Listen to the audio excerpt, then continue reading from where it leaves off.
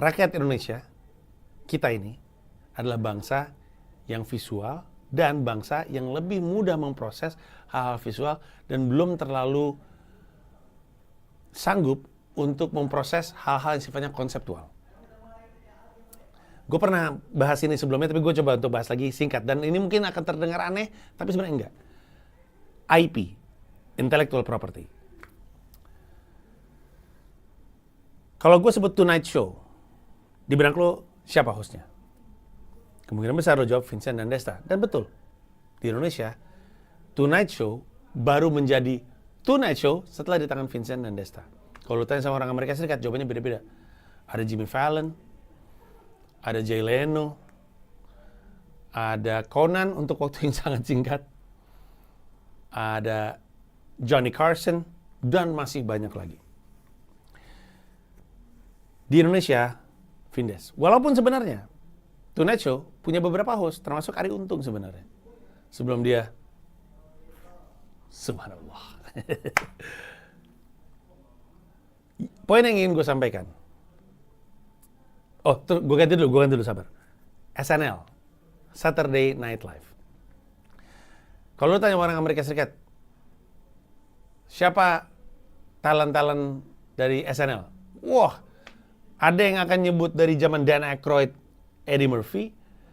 Ada yang akan nyebut zamannya Michael Che, Colin Jost.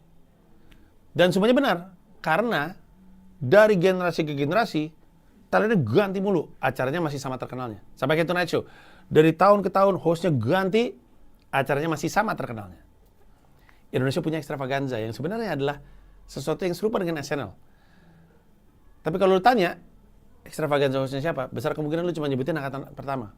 Angkatan kedua sempat ada, tapi nggak ngangkat. Angkatan ketiga lebih nggak ngangkat lagi dan seterusnya akhirnya mati. Apa bedanya IP Tonight Show SNL di Amerika Serikat dengan IP Extravaganza dan Tonight Show Indonesia? Di Amerika Serikat, orang udah bisa ngefans sama konsep. Sehingga siapapun yang ada di isinya, siapapun hostnya, siapapun talentnya, selama konsepnya sama, gue tetap tonton. Karena yang gue suka adalah konsep Tonight Show-nya dan konsep SNL-nya.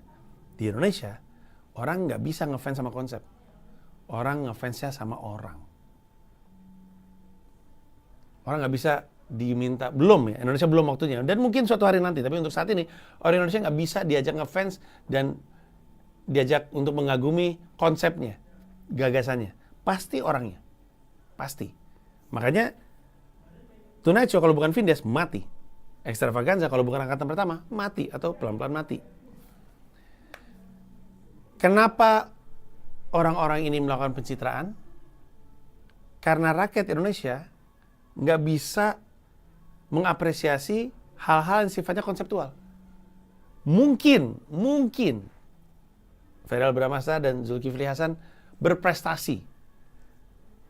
Namun mereka tahu, rakyat Indonesia nggak bisa mengapresiasi prestasi itu karena nggak bisa kita nilai. Indonesia itu nggak bisa menilai dampak dari kebijakan menteri apa terhadap perubahan. Nah itu nggak bisa. Nggak bisa. Yang bisa diapresiasi adalah tindakan visualnya. Makanya sampai dengan hari ini orang masih bingung sama tugas anggota DPR. Kita, maksudnya rakyat Indonesia ya. Ini gue bahas juga di Mensreya. Karena kelihatan dari tindak tanduk orang yang lagi nyalek.